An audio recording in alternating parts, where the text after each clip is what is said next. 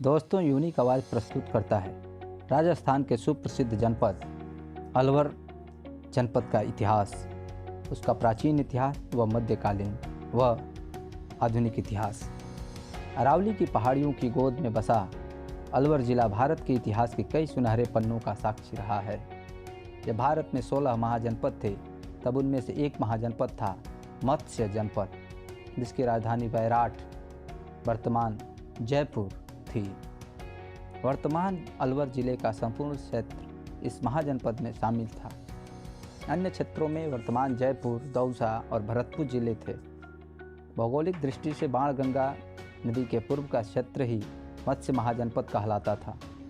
इसके उत्तर पूर्व में कुरु महाजनपद था, जिसकी राजधानी इंद्रप्रस्थ या वर्तमान दिल्ली थी। तो दक्षिण पूर्व में सूरसेन महाजनपद था, जिसकी राजधानी मथुरा थी। सालुओं का मत्स्य, कौरवों का कुरु और जदुवंशियों का सूरसेन। यमुना और बाणगंगा के बीच के इन क्षेत्रों को आप ऐसे समझें, और यह भी ध्यान दें कि महाभारत के काल में राजा विराट कौरवों और कृष्ण के राज्य कैसे एक दूसरे से जुड़े थे। इस मत्स्य जनपद के लोगों को तब साल्व कहते थे, जैसे अवंती अर्थात मालवा जनपद के लोगों को मालव कहते थे। इन सालुओं के नाम पर यह क्षेत्र सालवर कहलाता था, जो कालांतर में सलवर और अपभ्रंशित होते होते अलवर बन गया।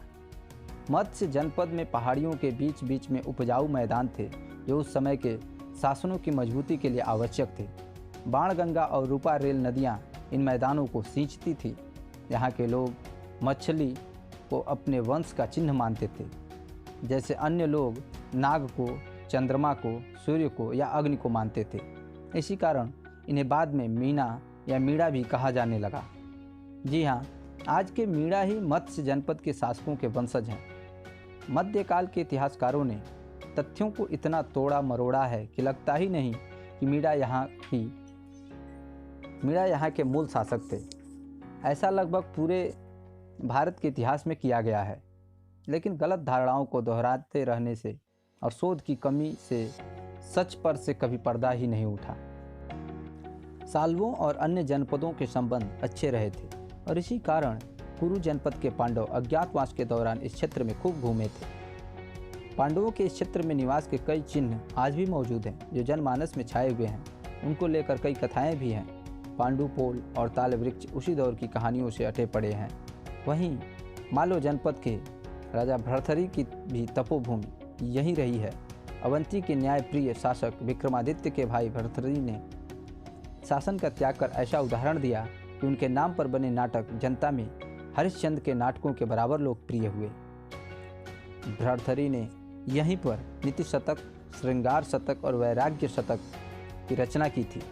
मगध में मौर्यों के शासन के समय बौद्ध धर्म को यहाँ भी सम्मान दिया गया था, और ऐसा बैराट, जो अब जयपुर जिला में है, मिले अवशेषों से ज्ञात होता है। गुप्तों और वर्धनों के शासन के बाद जब प्रतिहार शासक कन्नौज उत्तर प्रदेश से भीनमाल और मंडोर तक फैला था, तो मीणों ने उनका साथ दिया था। दिल्ली में अर्जुन के वंशज तोमरों से भी इनके मधुर संबंध रहे।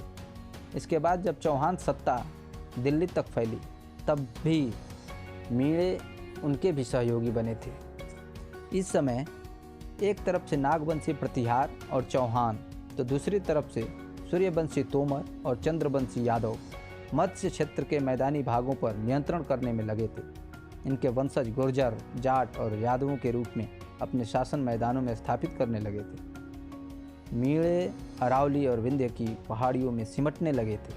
फिर भी इन सब में एक स्वस्थ समन्वय था। दौसा का दोहरा शासन अर्थात गुर्जर और मीणा इसका सशक्त उदाहरण था। इस सामाजिक राजनैतिक समन्वय पर तभी एक नई ताकत ने वार किया। जयपुर के पास खो गंग के मीणा शासक अलंसी को धोखे से नरवर मध्य प्रदेश से उसकी शरण में आए दुल्हा कछवाहा ने मार दिया। एक एक कर कछवाहा सभी मीणों से शासन छीनते गए, और इससे अलवर का दक्षिणी क्षेत्र भी अछूता नहीं रहा। तभी दिल्ली में बड़ा तख्ता पलट हुआ, और वहाँ पश्चिम से आए सुल्तानों का राज कायम हो गया। सल्तनत के समय यह क्षेत्र भी दिल्ली के अधीन हो गया। फिरोज शाह के समय जब स्थानीय मूल शासक जातियों को धर्म परिवर्तन करने पर राज्य में हिस्सा देने की पेशकश हुई तो इस क्षेत्र के यादवों ने पहल की और मेव बनकर राज पा ही लिया। ये खानजादे कहलाए। मीणे तो तब तक शासन से हट ही चुके थे। उनका शासन अब जयपुर के आसपास ही बच गया था। इस क्षेत्र के मीणे खेती में लग गए थे और जागीरदार बन गए। सल्तनत खत्म हुई तो मुगल आ गए। इसी बीच मेवाड़ के राणा संगा ने भारत में स्थानीय शासन के लिए एक आखिरी कोशिश की। तब अलवर के हसन खां मेवाती ने उनका साथ दिया था और खानवा के युद्ध 1527 में वे भी शहीद हुए थे।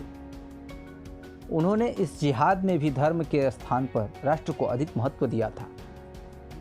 मुगलिया शासन में इस क्षेत्र पर मेव मुगलों के अधीन राज करते रहे, लेकिन मुगलों के कमज़ोर पड़ने पर कुछ समय के लिए यहाँ पर जाटों का शासन स्थापित हो गया। जाटों ने जयपुर के शासक माधो सिंह कछवाहा प्रथम के समय उनके दरबार से बेदखल किए गए माचेड़ी के प्रताप सिंह नरूका को अपने यहाँ शरण दे दी।